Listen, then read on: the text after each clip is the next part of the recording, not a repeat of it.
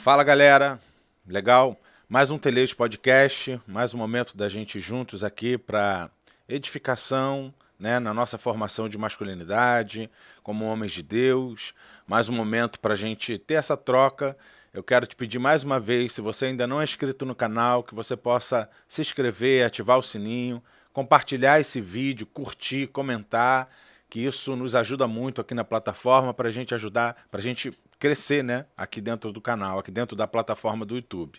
Então, fica com a gente, se você puder, convide outras pessoas, tá bom? Hoje a gente vai estar falando sobre o tema desconstrução, a desconstrução da masculinidade e a guerra. A gente quer falar um pouco sobre essa questão do sacrifício do homem, né, do chamado para a guerra. E hoje está comigo aqui um grande irmão, um mentor, um amigo, pastor César Carvalho, pastor da comunidade Novo Dia, e eu vou deixar ele se apresentar um pouco. Pastor César, bem-vindo. Jean, primeira coisa a gente tem que desmistificar isso aí que que você falou, né? Vamos considerar que é só amigo, é mentor, grande irmão, grande isso, grande aquilo. Eu sou grande só pelas proporções geográficas que o meu corpo ocupa, né? Mas fora isso, a gente é amigo de caminhada, de jornada, e a gente reparte a perspectiva daquilo que o Senhor tem nos entregue, e a gente vai repartindo isso com os irmãos, caminhando, tentando ajudar um ao outro, conforme a recomendação da palavra, né?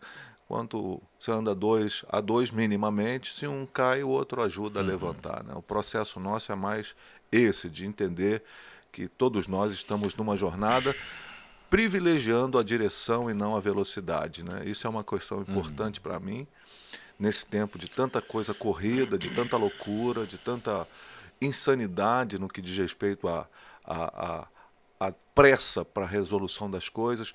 Já disse alguém, não me lembro quem, se você souber a referência até repita, por favor, que pressa não é coisa do diabo, pressa é o próprio Satanás encarnado, né? Então, a gente lutando para minimamente perceber se estamos caminhando na direção certa. Isso para nós é uma referência importante. A velocidade nem sempre. Eu vejo ao longo da minha jornada de vida cristã muita gente que saiu na frente, despinguelou mesmo, correu muito, mas hoje está completamente equivocado na sua direção. E a gente tem buscado orar e reorientar muitos irmãos nessa questão. E no que diz respeito à nossa caminhada, vamos aí caminhando.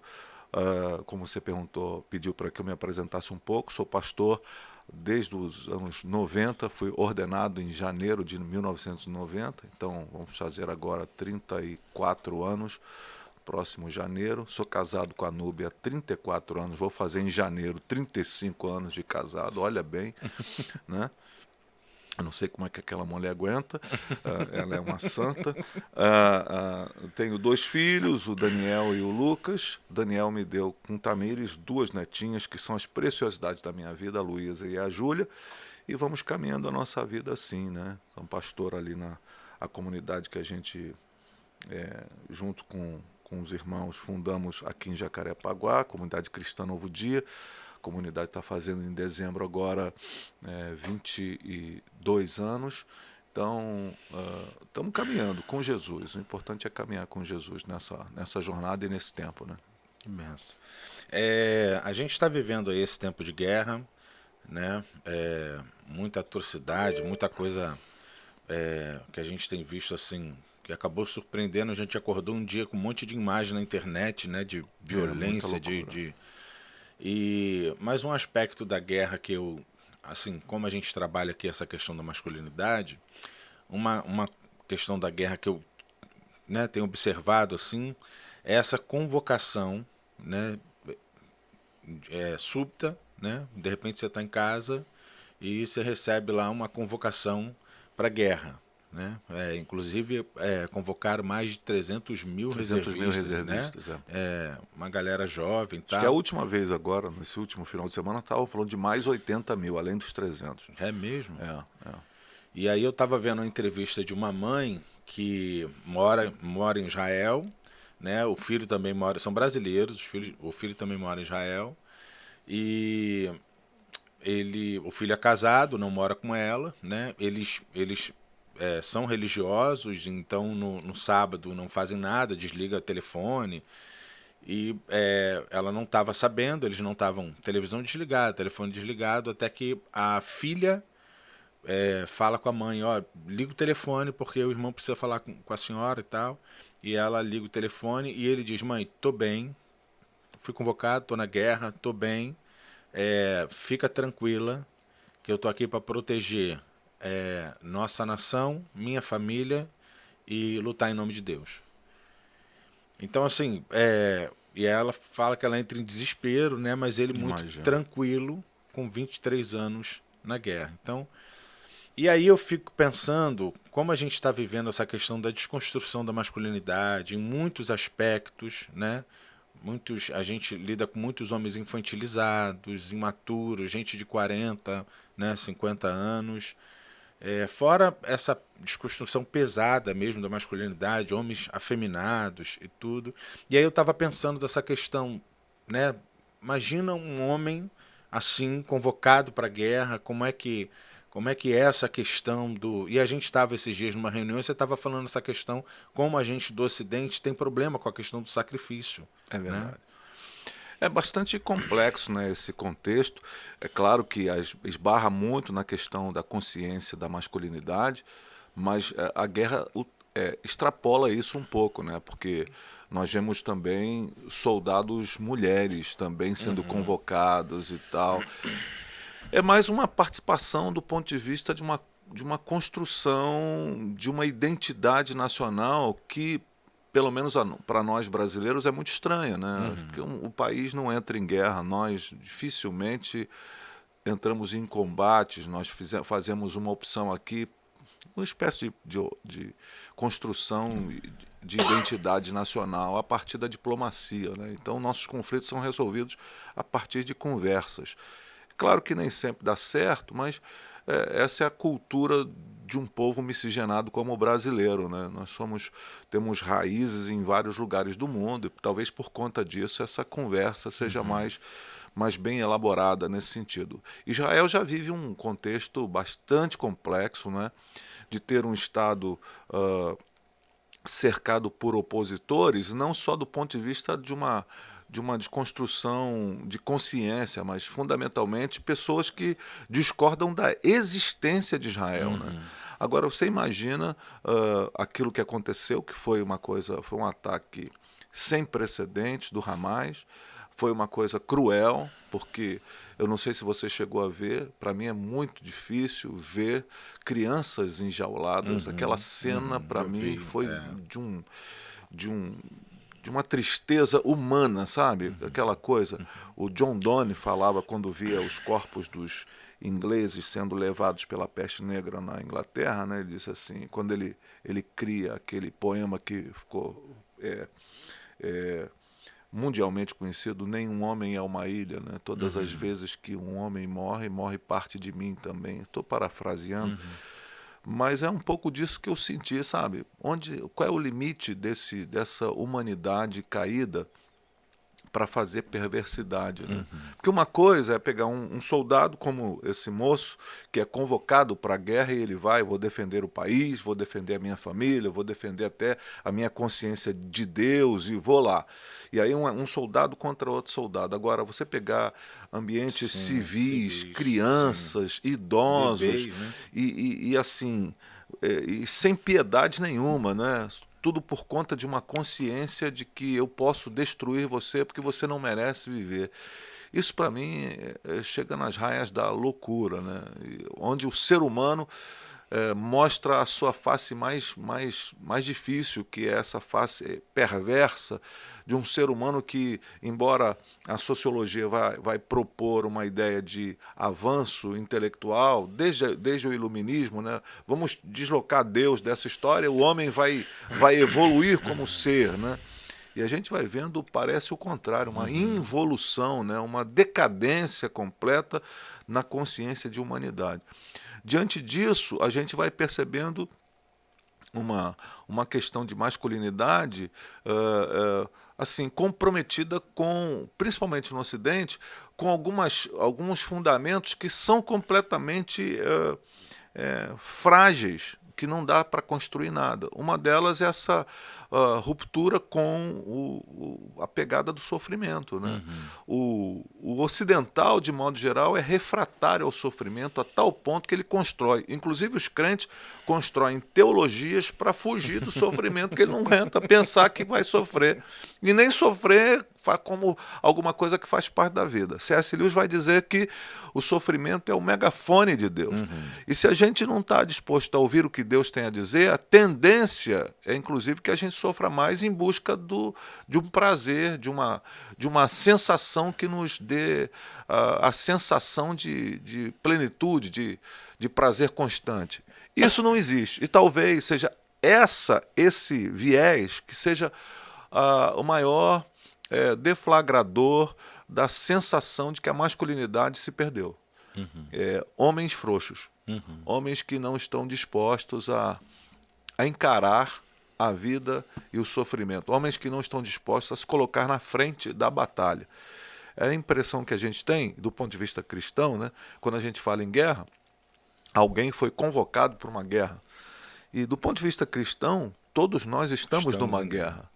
Não há como não guerrear. Uma batalha perversa de um inimigo que não tem limites e também não obedece às regras da ONU. Né?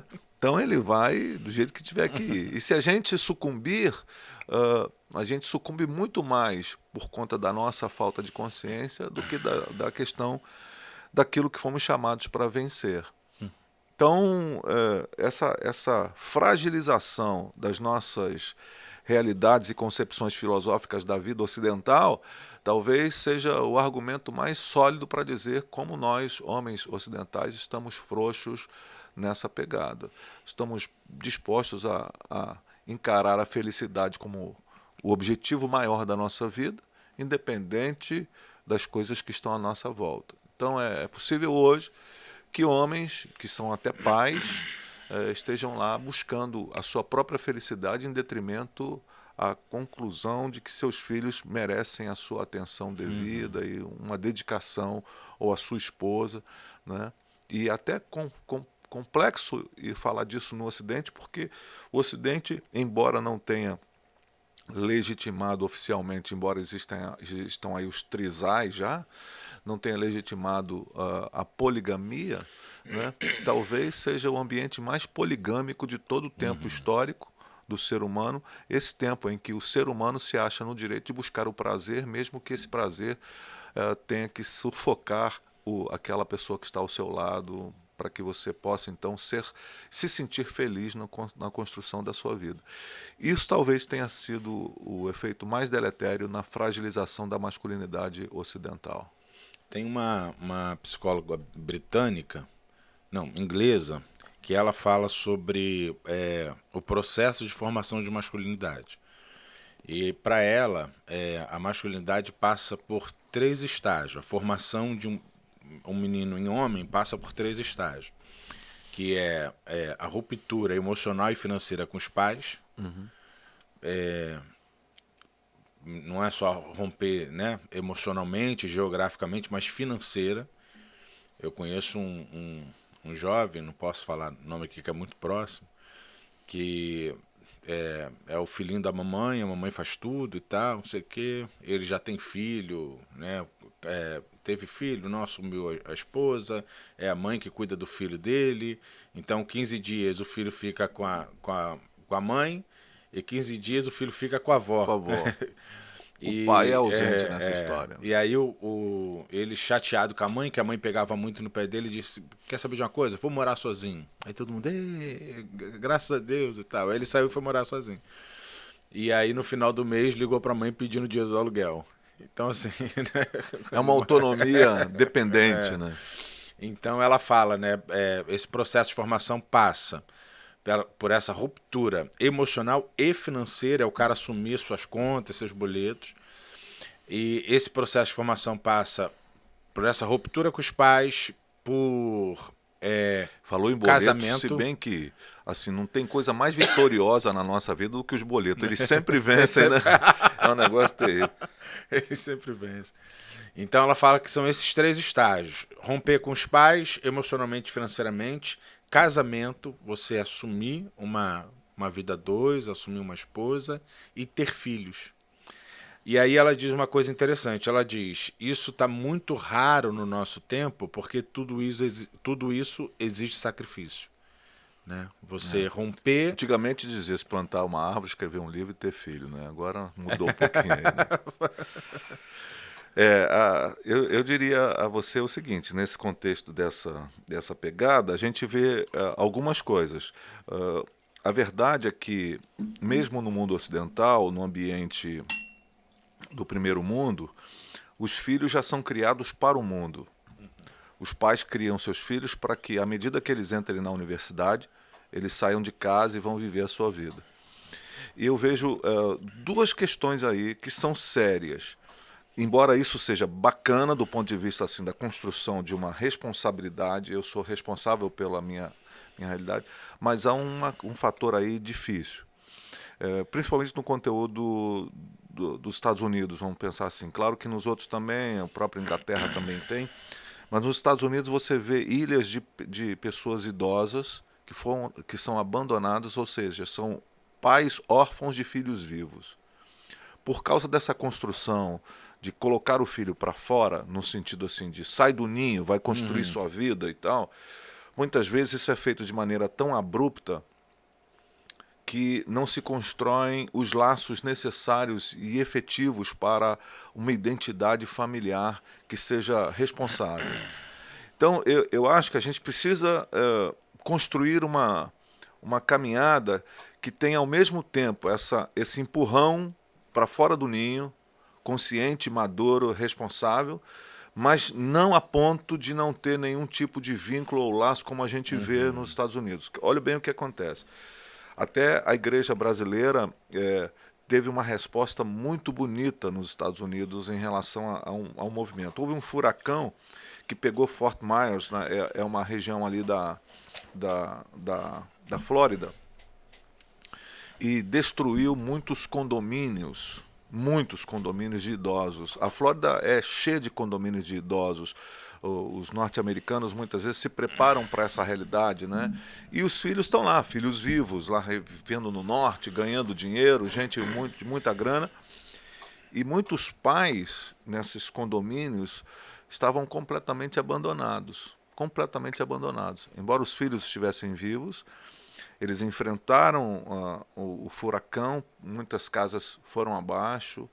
E foi a igreja brasileira, por incrível que pareça, que olhando aquilo, vendo uma oportunidade, entrou naqueles ambientes, reconstruiu casas, limpou, ajudou, restaurou.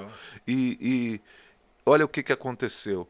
Os filhos dos brasileiros imigrantes, agora, as crianças, se tornaram os netos dos americanos. Então ia-se para lá, para esses condomínios, para estar com aquelas piscinas lindas que ficavam vazias, agora ficam com as crianças que são os filhos dos brasileiros, assumidos quase como netos dos americanos. E nasce uma igreja americana no contexto de uma semeadura de igreja brasileira nessa realidade de tribulação aí. Mas isso me revelou uma coisa, que essa postura também importante de colocar o filho para os desafios precisa ser feito também com um olhar da construção dos nossos vínculos essenciais. Embora seja importante para um homem, para a construção da sua masculinidade, sair, construir, evoluir do ponto de vista da responsabilidade, é preciso que os fundamentos da família, os fundamentos da comunhão estejam muito bem estabelecidos. Porque independente da idade do pai ou da mãe ou do próprio filho, a gente não pode romper com esses laços de maneira definitiva, porque nós fomos gerados para essas relações geracionais. Entendeu? Deus, quando nos fez, Ele nos fez como um povo de gerações. Né? Então, há várias reflexões na palavra de Deus sobre um Deus geracional, um Deus do pai, do filho, do neto, Abraão, exatamente. Essa ideia de gerações. Né? Eu, por exemplo, eu busco fazer uma coisa sempre. Meus pais já são idosos, meu pai tem 87 anos, a minha mãe tem 85. toda segunda-feira eu tento, na minha correria de agenda, mas eu tento reservar para almoçar com eles. Toda segunda-feira, tá junto ali. Aí quando por acaso acontece uma coisa de eu não ir, minha mãe me liga. Aconteceu alguma coisa, meu filho?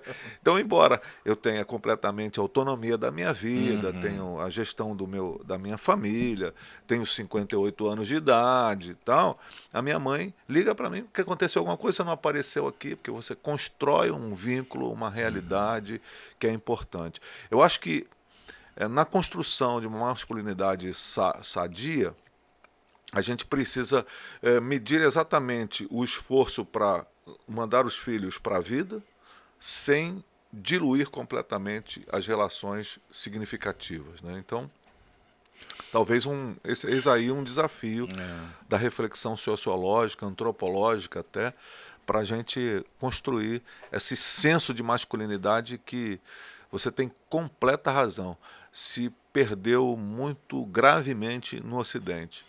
Eu acho interessante, eu nunca tinha pensado nisso, que é a gente conseguir equilibrar essas duas ordenanças, né? Que é o homem largar pai e mãe, então tem essa ruptura mesmo, né? Essa questão do homem. Então a gente tem a ordenança do homem, o homem ao se Deixará o tornar, seu pai. largar pai e mãe e construir a sua família, né? Construir a sua própria realidade, mas também a gente tem a ordenança de não deixar de honrar pai e mãe. Exatamente. Né? Então, que é o mandamento com promessa. Então a gente conseguir equilibrar esses dois. Eu acho que talvez o ponto nevrálgico dessas questões seja o desequilíbrio. Por isso o Provérbios vai escrever várias vezes, e uma delas fica muito clara, que a gente deve atar o equilíbrio ao pescoço como se fosse um colar. Né? O equilíbrio é, sem dúvida nenhuma, um ponto importante para uma geração desequilibrada. Nossos maiores conflitos contemporâneos surgem do desequilíbrio das relações. Então, se a gente conseguisse pensar nisso a partir da construção de uma mentalidade mais equilibrada à luz das escrituras, com o manual do fabricante, né? Eu acho que nós teríamos mais êxito na construção de uma sociedade mais robusta nesse sentido. A gente vive hoje esse embate muito grande, até politicamente aqui no país, e a gente tem visto muito grande um avanço muito grande dessa agenda mesmo de desconstrução da masculinidade. E eu me preocupo porque eu sou pai de um menino de 8 anos, e você já tem seus filhos casados, né? O mais velho tem 30 anos, o mais novo tem 25, apesar de não ser casado. E se vocês puderem me ajudar nessa realidade aqui. É um moço bonito, meninas, vocês não podem imaginar. O Lucas é um menino universitário, músico, crente, fiel, senhor. Tá feita a propaganda. Olha, menino bonitão. E assim, como que a gente trabalha, né? Eu sei que é complexo, não é uma receita de bolo tão simples, mas como que nós, pais, e a gente quando fala dessa questão da masculinidade, a gente sabe da importância da paternidade, né? Nessa questão, hoje a gente também tem essa questão disfuncional familiar. Então a gente não tem papéis definidos, né? O que é homem, o que é mulher. Às vezes a força masculina está na mãe, não está no pai, e isso traz um desequilíbrio também na formação de um menino, ou até de uma menina. E como que a gente faz essa jornada da formação de um menino para que possa viver essa vida sem isso para a gente no Ocidente, né? Que tem essa questão de diferentes consciências, como que a gente consegue trabalhar nesse processo de formação para a construção de um homem que enfrenta suas lutas, que não tem problema com sacrifício. Eu estava conversando com o irmão essa semana, e ele falando como a esposa dele é muito difícil, é muito complicada e tal. E eu estava falando com ele, e aí ele... Poxa, pastor, eu tenho que, né, depois de um dia de trabalho, eu tenho que chegar em casa e ainda ajudar a lavar a louça. É como se fosse o trabalho da outra, É, né?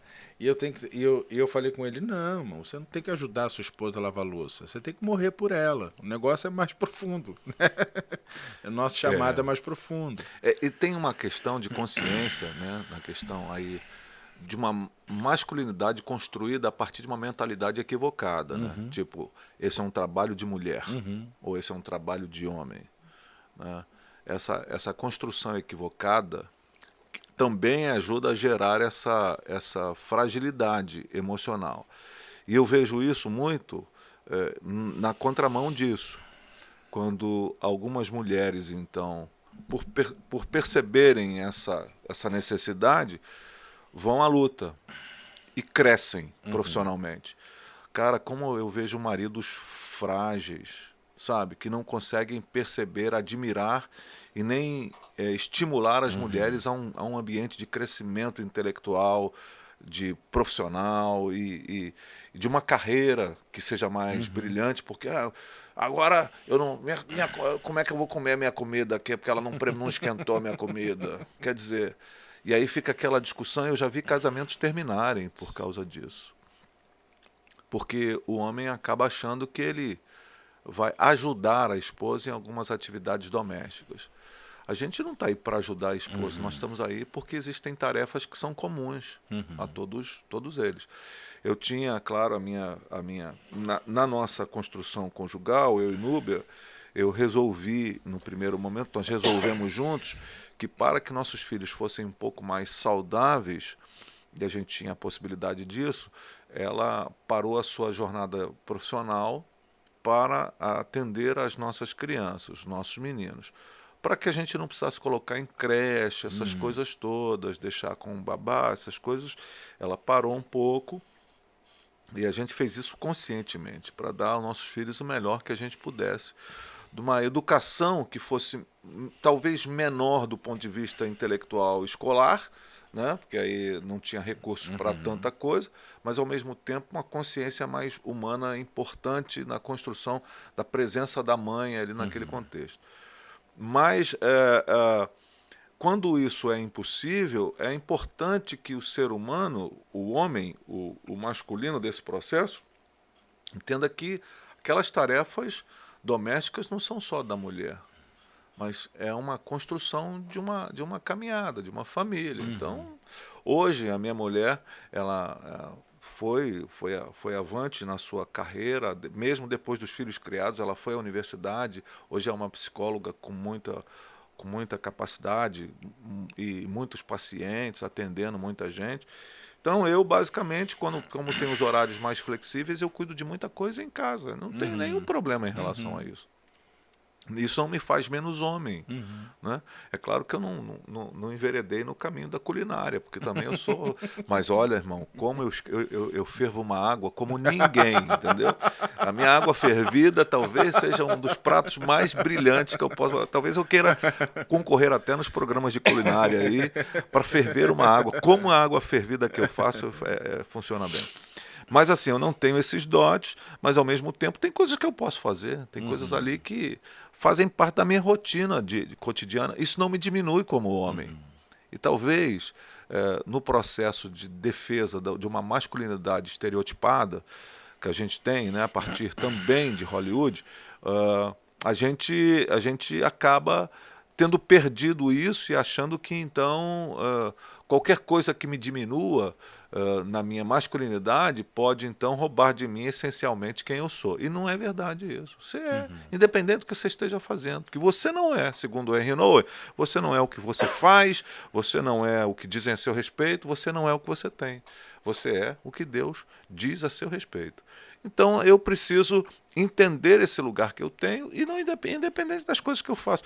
Tem um texto bíblico para mim que é muito revelador, que embora não trate exclusivamente da masculinidade, mas ele fala de uma coisa muito bacana. Jesus, quando estava orientando seus discípulos na questão da elaboração da ceia, né, os discípulos, mas onde o senhor quer que a gente prepare? Né? Aí parece que Jesus jogou eles para o fogo, né? Fala assim, entrem na cidade e vocês vão ver um homem carregando um cântaro de água.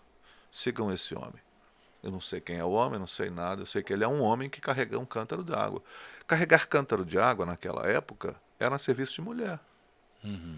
Então é um homem fazendo o que naquela época se chamava serviço de mulher, conduzindo o colégio apostólico para o lugar das maiores revelações. Então, se a gente entender isso, Jesus já quebrando paradigmas tão fortemente naquele contexto, né, de uma sociedade não é masculina, é machista, né, e quebrando esse paradigma, orientando os seus discípulos, dizendo: vocês vejam esse homem que está fazendo uma coisa que ele não era o trabalho dele, mas fazendo em prol de alguma coisa. Sigam esse cara. Se os homens da igreja hoje resolvessem viver naquilo que Deus estabeleceu, como você disse aí, pastor, o cara conversando com você, né, seu interlocutor, dizendo: eu chego em casa e tá lá aquela coisa, tem que lavar a louça depois de uma jornada de trabalho e tal, né? Se a gente entendesse o que a Bíblia diz, que a mulher deve ser submissa ao seu marido, e muitas vezes a gente agarra nessa frase aí. Eu sei que as feministas que vão nos ouvir vão tremer até o tutano agora, mas esse é o padrão da palavra de Deus. Só que há um entendimento equivocado sobre a palavra submissão, né? Em lugar nenhum texto bíblico vai dizer que a mulher deve ser subserviente. Submissão é estar sob a missão do homem. E qual é a missão do homem que vem logo sequência no texto? Amar a sua mulher como Cristo amou a igreja e a si mesmo se entregou por ela. Então, todo homem que entende que o seu papel no casamento, na construção da sua família, é um papel de sacrifício, ele com certeza vai encontrar uma mulher que docilmente se submeterá a esse amor, que não é um amor de conversa, não é um amor só daquelas falas românticas no pé do ouvido, mas é um homem que de fato entendeu que ele tem um papel e ele vai, inclusive, se precisar, sacrificar-se pela sua mulher.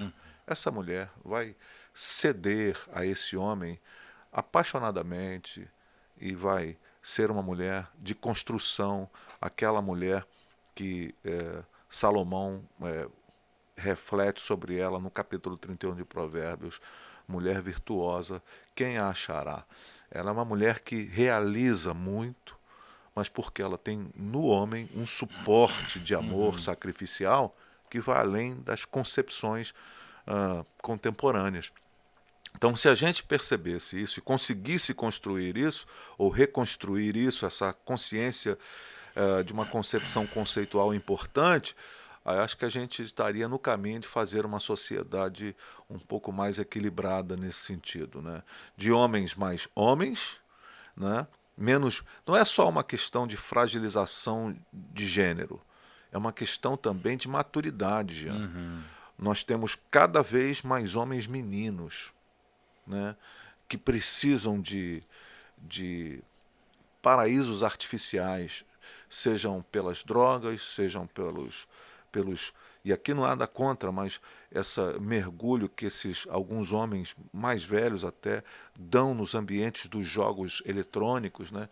Gente aí que tem disputando com filho pequeno o PlayStation, né, bicho? Então, assim, tem hora que é uma coisa ensandecida, a falta de entendimento da nossa construção como homens que são sujeitos e afeitos ao sacrifício em prol da sua família, da sua prole, da sua esposa, né? E no afã de buscar a felicidade a qualquer custo, o homem hoje nem tem mais esposa, ele tem esposas, né? Porque ele vai construindo ao longo da vida várias relações e ele tá querendo ser feliz, mas ele, no querer ser feliz, ele pegou o atalho errado. Essa é a minha concepção. Foi isso que eu disse, né, com esse irmão. Não se preocupa tanto, cara. Apesar de você ter compromissos, né, sua casa não é um hotel onde você come e dorme. Apesar de você ter compromissos domésticos, não se prende a isso, ao seu compromisso com a casa. Entenda o seu compromisso sacrificial com a esposa. E por causa do seu compromisso sacrificial com ela, você vai honrá-la de todas as formas. Você não vai trabalhar, chegar em casa e achar que a casa é ambiente de lazer, de comodidade, onde você agora vai sentar no sofá, ligar a televisão e vai ficar todo mundo te servindo ali. Exatamente. Porque você tem um compromisso sacrificial com a esposa.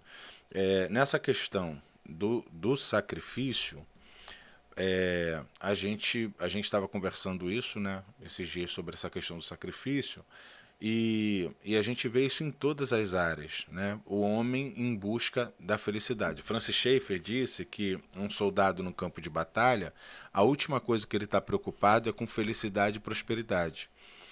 Um soldado no campo de batalha, o que ele mais espera é cumprir a missão e, se preciso for, dar a vida por ela. Porque para um soldado, morrer na missão é uma honra, né? Morrer pela missão é uma honra.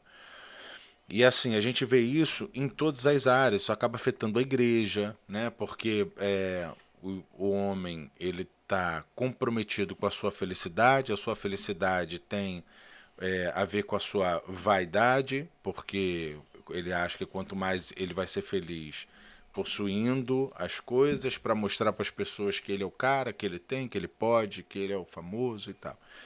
Então, tudo isso afeta a vida familiar, porque grandes sacrifícios... Eu tenho uma pessoa muito próxima, né? Tinha um casamento de 14 anos, 3 filhos pequenos, tinha acabado de ter um bebezinho, e a esposa me liga falando que o camarada estava saindo de casa. E aí eu fui procurá-lo pra gente conversar, e ele chorando, um paizão, entendeu? Um paizão mesmo. E eu falei, cara, seus filhos vão ter que fazer terapia, cara, para lidar com a sua ausência, porque por você ser um paizão, são super apegados a você e tal. E aí ele chorando, ele falou, cara, eu sei disso, mas meu casamento é complicado e eu preciso ser feliz.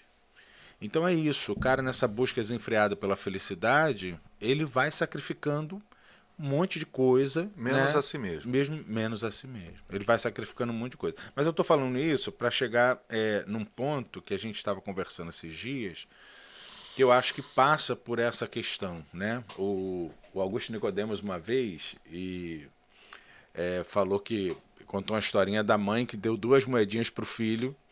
Não sei se você sabe, a oferta, né? Uhum. E aí no meio do caminho uma moedinha, essa moeda é sua, pra você comprar um lanchinho, essa aqui é de Deus. Aí a moeda cai no bueiro e lá foi a moeda de Deus, né? E ele falou, Senhor, a sua foi embora. Então, assim, nessa busca pela nossa comodidade, pelo nosso prazer, pela nossa felicidade, a gente vai sacrificando tudo. Família, igreja, reino, missão, né? E você compartilhou com a gente a questão lá do Nepal, né? Uhum. E você está aqui no Brasil, né? Com a sua igreja, com a sua comunidade, as demandas de uma igreja local, que são muito grandes, né? Os desafios, essa nossa questão como pastor, e a gente estava conversando sobre isso, de ver ao nosso redor as megas churches crescendo, e a gente sabendo o caminho das pedras, como fazer, né? Essa nossa crise interior, nossa, de homens caídos, nossa crise interior, pô, cara, tem uma igreja enorme ali, tem outra ali e tal, e de repente você se compromete, né, com um trabalho que está quilômetros de distância, está lá no Nepal, de crianças, e vivendo esse desafio de, né, tentar despertar pessoas para sair dessa mentalidade de comodidade que faz com que a gente, Paulo Júnior fala disso, né? Aquele que viu seu irmão padecer necessidade, e a gente está nesse afã tão grande da construção da nossa felicidade que a gente não consegue mais ver o irmão, né? Não consegue olhar o irmão no seu sofrimento, na sua luta e se comprometer sacrificialmente com isso, né? Então você tem trabalhado nessa questão de sacrificar seu tempo, né? Tudo isso para né, servir um povo que está distante, não está aqui, e como é que tem sido essa questão? Até mesmo para você compartilhar com a gente. Rapaz, isso, assim, primeiro nasce de um constrangimento gigantesco, né? De aquilo que a gente ouve falar, mas nunca mergulha, né? E aí eu ouvi falar, através de um amigo meu, de uma questão que hoje está muito em voga, por conta inclusive de um filme que está rodando no país, que Som é da o Liberdade. Som da Liberdade, que vai falar de tráfico humano. mas eu não tinha noção do que era isso. Então vou dar um breve resumo do que seja o Nepal, e aí depois eu explico como é que eu cheguei lá, né? O Nepal é um pequeno país no sul da Ásia, que é espremido por duas das maiores potências populacionais do mundo do nosso tempo, a China e a Índia. A Índia acabou de passar a China em termos populacionais.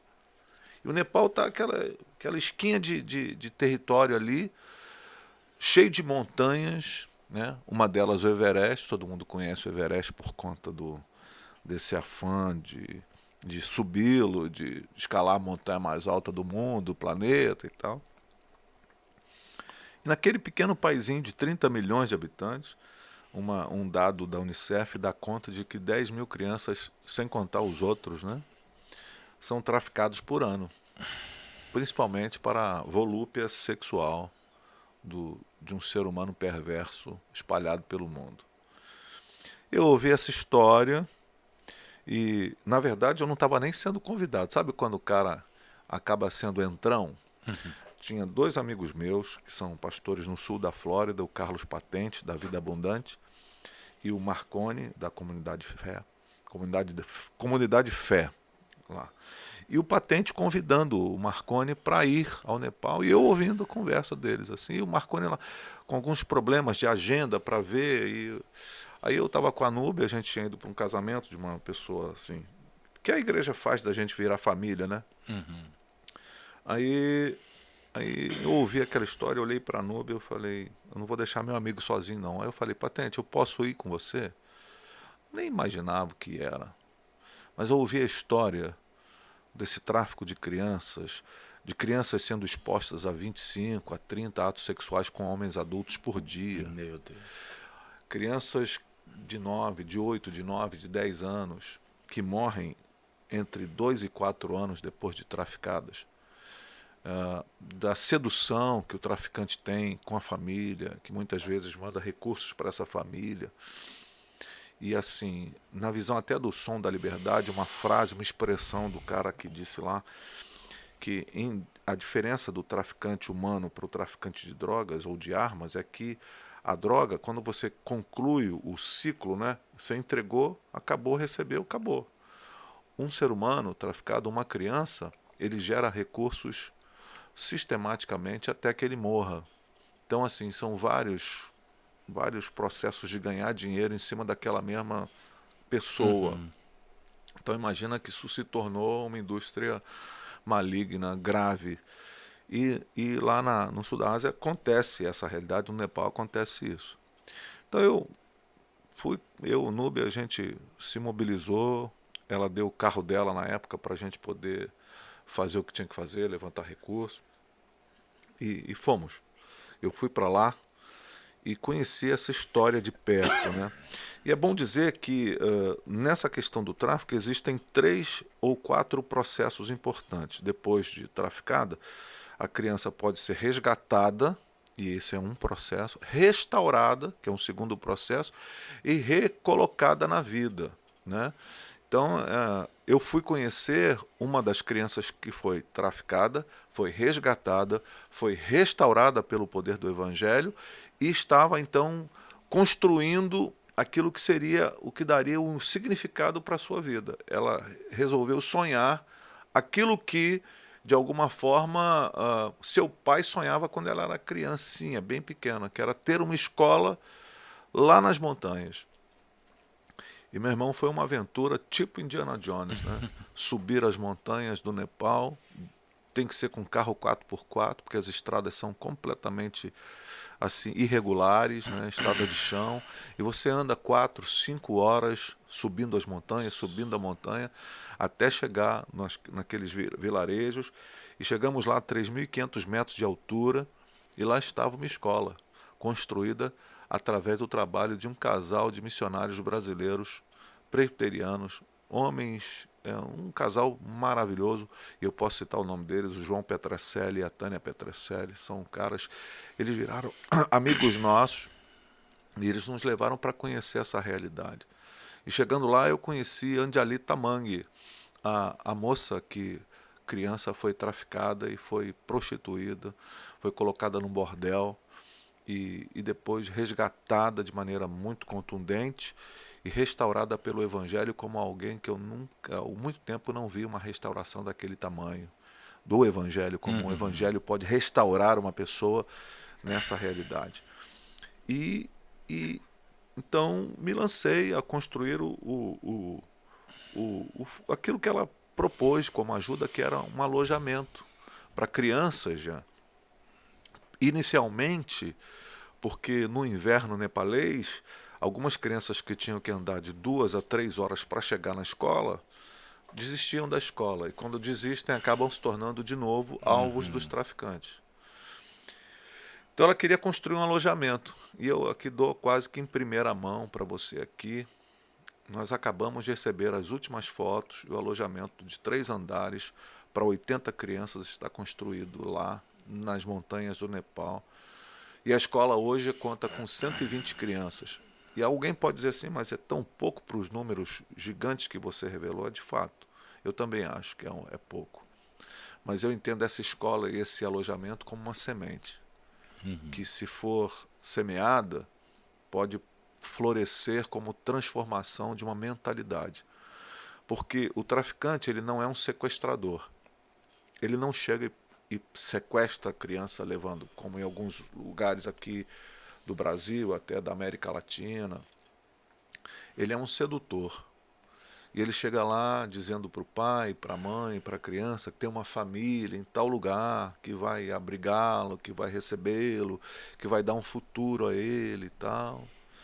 E muitas vezes, até debaixo de choro, esses pais deixam seus filhos ir na Também lá tem a esperança. questão da fome também, né? Muito forte. 80% da população do Nepal vive abaixo da linha da miséria. 80%.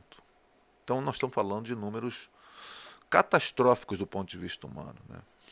E o que acontece? Essa realidade acaba transtornando tudo, né? Porque aí o traficante está lá, ele acaba sendo visto como alguém que ajuda, né? E como é uma população muito pobre e não há tanta densidade de comunicação como há aqui no Ocidente, né?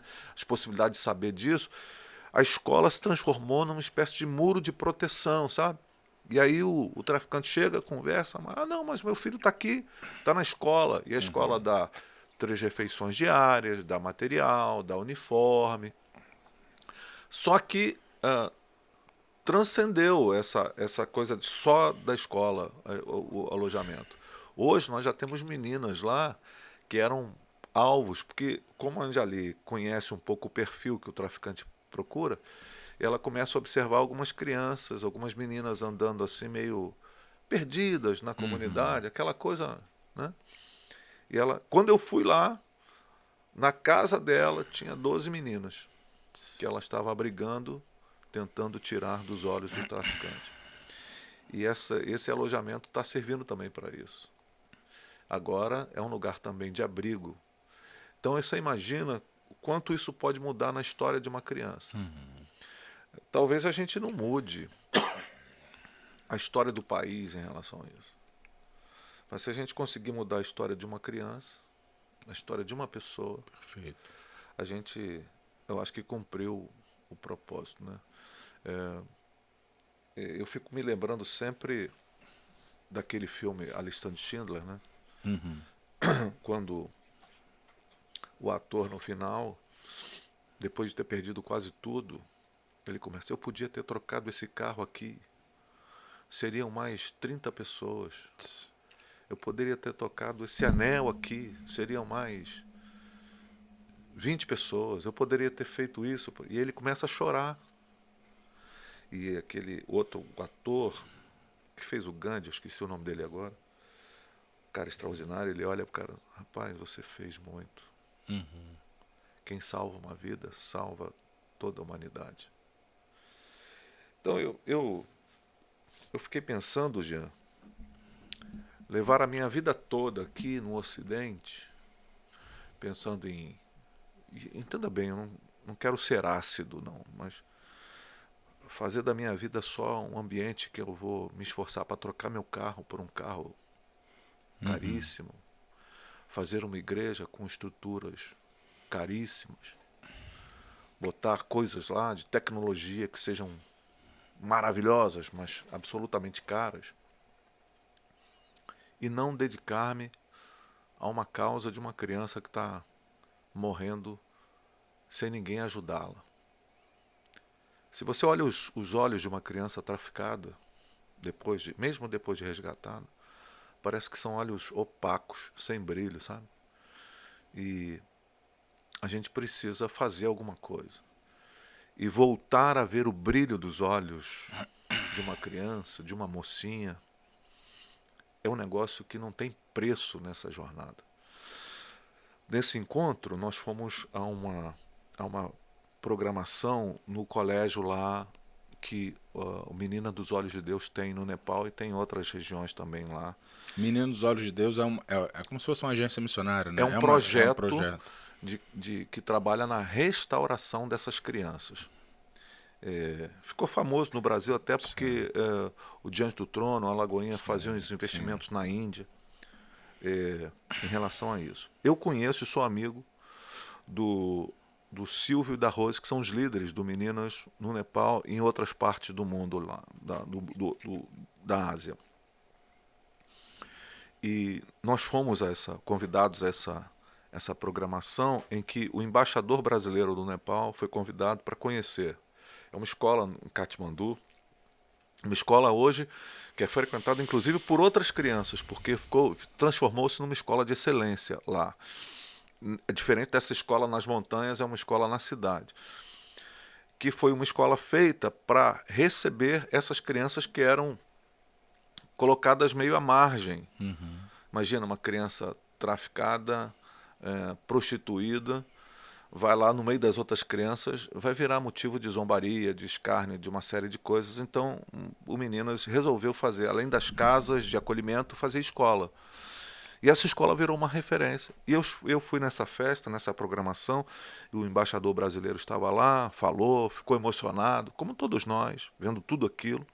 Mas teve um momento em particular, depois da celebração, quando a gente foi para uma recepção, que a gente sentou-se no chão, eu, Patente e umas moças que tinham sido traficadas e resgatadas.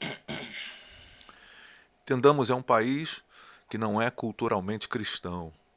Apenas 1,4% da população nepalesa é cristã. É possível ser cristão no Nepal, mas é proibido evangelizar. É proibido, no dizer deles, fazer proselitismo. E você pode pegar penas de até 6 anos de prisão se for denunciado pregando o evangelho lá. É um país de maioria hindu e budista, numa miscigenação religiosa muito forte. Eu fui a uma praça de deuses lá, assim, apesar da beleza arquitetônica daquelas obras antigas, você vê um povo sofrido, porque eu fui a um templo do Deus Rato. Depois eu volto ao que eu estava falando, mas eu fui ao templo do Deus Rato. E lá estava um sacerdote do Deus Rato, limpando as sujeiras dos ratos e dando comida para eles. E do lado dele, assim, um pouquinho mais para fora do templo, há um discípulo do sacerdote, que era um menino. Ele estava sendo educado para ser um sacerdote do Deus Rato, onde vai limpar o cocô do rato e dar comida para o rato, porque ele é um Deus naquela realidade. Imagina para mim olhar aquilo, assim, e é profundo corte do meu coração vendo aquela cena. Mas, ao mesmo tempo, sentar-me no chão, até não foi difícil sentar, difícil foi levantar depois, né, porque na meu tamanho, mas assim, sentar-me no chão com aquelas meninas, e o Patente fez uma seguinte pergunta: quem é Jesus para vocês? E aqui eu posso fazer, porque é um podcast, né, então dá para ver, não é só um rádio, mas elas fizeram assim com o dedinho, assim, sabe, fazendo um coraçãozinho. Jesus é o amor da nossa vida. Uma criança que foi traficada, prostituída, abusada, se encontrou com Jesus. E Jesus se transformou o amor da vida dela. Rapaz, isso é de rasgar a gente por dentro. Não há mais como pensar em outras coisas, Jean. Embora eu respeite muito a minha relação com a igreja local, meu ministério tem muito a ver com isso, mas não dá para ficar sonhando com coisas mega, com grandezas ocidentais, sem pensar naquilo que a Bíblia diz sobre João Batista. A Bíblia vai dizer, Lucas vai escrever, que João era grande aos olhos do Senhor. Isso transformou um fanal para mim, um objetivo. Se eu quero ser grande, eu quero ser grande aos olhos de Deus e não aos olhos da sociedade. Então pouco importa se a minha congregação tem 300, 500, 5 mil, 10 mil, 50 mil pessoas. Se eu não for grande aos olhos de Deus, nada disso terá sentido. Então essa volúpia, por ser o mega, ter as principais ferramentas, as qualidades, e gastar rios de dinheiro para satisfazer esse ego humano ocidental, perdeu completamente o sentido. Isso já tinha acontecido comigo em 2012, quando eu fui a uma conferência da Igreja Perseguida no Egito. Mas esse encontro que eu tive no Nepal acabou de consolidar essa minha consciência de que eu preciso não sucumbir às exigências de uma sociedade ocidental com muita volúpia por coisa nenhuma, sabe? Essa volúpia pela volúpia, né? Você quer ser grande? Uma vez, você sabe que eu tive uma igreja muito grande em Jacarepaguá. E uma vez recebi um pastor no meu gabinete e ele veio contando-me o seu drama, casamento falido, filhos detonados. Mas a pergunta que ele veio me fazer não foi como restaurar isso. Foi como é que ele fazia para ter uma igreja como a minha. Isso me destrói, cara. Isso me arrebenta. Porque não faz sentido. E eu vejo muitos pastores que estão seduzidos por isso. Homens legitimamente chamados por Deus, mas que se perderam nesse universo ocidental de grandeza, de volúpia, de desejos exagerados. E geralmente essas palavras são aliançadas a um conceito sexual. Mas não tem nada a ver só com sexo. Tem a ver com questões interiores, objetivos, demandas, carências, né? Um certo amigo meu disse assim: pastor, o senhor fala isso, você não entende, mas Noé pregou a vida toda, ninguém se converteu, a arca dele ficou vazia, só tinha animais e a família. E aí ele falou assim: mas Noé não tinha uma outra arca do lado cheinha de gente fazendo concorrente. Se a gente pensar nisso, a gente daqui a pouco vira o que está virando, né? Somos igrejas com projetos marqueteiros, com objetivo de crescimento numérico alucinado, querendo ser maior que a outra. Né? Isso não tem nada a ver com o reino. Tem a ver com esvaziar a outra para que eu seja grande. E nós aceitamos essa lógica muito passivamente. E a gente se mede assim. Muitos encontros de pastores terminam naquelas conversas. Quantas pessoas tem na sua igreja, quanto você arrecada, o seu carro qual é, né, a marca da sua roupa. A gente se ocidentalizou demais nesse sentido. A gente acabou perdendo muito da essência da nossa vocação. Em prol de uma consciência triunfante ou triunfalista, a gente abriu mão das chagas abertas para contar só a história das portas abertas. Né? A gente conta que Paulo e Silas foram libertos da prisão com muita ênfase, mas a gente esquece de contar que as costas deles estavam em chagas por conta da verdade do Evangelho. A gente, aqui no Ocidente, acabou supervalorizando o sucesso aos olhos da sociedade em detrimento daquilo que é êxito aos olhos de Deus. Eu até tenho trocado um pouco esse ambiente da palavra, né? Embora elas possam quase que significar a mesma coisa. Esse ambiente de sucesso, eu acho que tem feito mais mal do que bem para a igreja brasileira. Eu acho que se a gente buscasse mais o êxito proposto pelo Senhor, que é aquilo que está descrito no Salmo 1, que o justo é como a árvore plantada junto aos ribeiros, que dá o fruto na estação própria. a gente pararia de tentar produzir de maneira transgênica frutos constantes. E quando eu falo isso, eu entrego a idade, né? Mas eu sou do tempo em que a gente comia manga no final do ano. Hoje, os mercados estão lotados de mangas o ano todo, porque a transgenia está aí. A gente comia uva de vez em quando, que era muito caro. Hoje a gente escolhe comer uva sem caroço. Como é que nasce uva sem caroço a gente não sabe, mas é transgenia. Até aí nós estamos no universo da agricultura, dos frutos, né? Deliciosos, cada vez mais deliciosos. O problema é quando a gente começa a ter o desejo por sermos crentes transgênicos. Crentes que não estão dispostos a morrer para que nasça alguma outra coisa dali. Então a gente está virando uma geração muito bem sucedida de crente sem semente, ou crente que não é semente, que não entendeu ser semente. E a semente só tem o seu valor quando ela é sepultada no chão, quando morre. E ela floresce numa outra vida, numa outra realidade, numa outra extensão. Eu acho que a igreja brasileira, e esse é o meu olhar a partir então desse encontro com a igreja perseguida, precisa despertar para essas realidades. Meus amigos que são pastores de igrejas muito grandes, eu não estou aqui contra eles absolutamente. Eu não tenho nada contra igrejas grandes. A minha questão é que a gente precisa voltar às reações e às relações mais significativas. Meus amigos precisam entender que nós não fomos chamados para sermos CEOs de corporações. Nós fomos chamados para ser servos do corpo de Cristo. Amém. E se a gente não entender isso, a gente corre o risco de ter perdido tempo demais buscando coisas que talvez nós nunca deveríamos ter desejado. É isso que eu entendo. Se alguém quiser participar disso, a gente tem um livro da menina, né, da Anjali. Então, essa era a pergunta que eu ia fazer, como é que a gente faz para...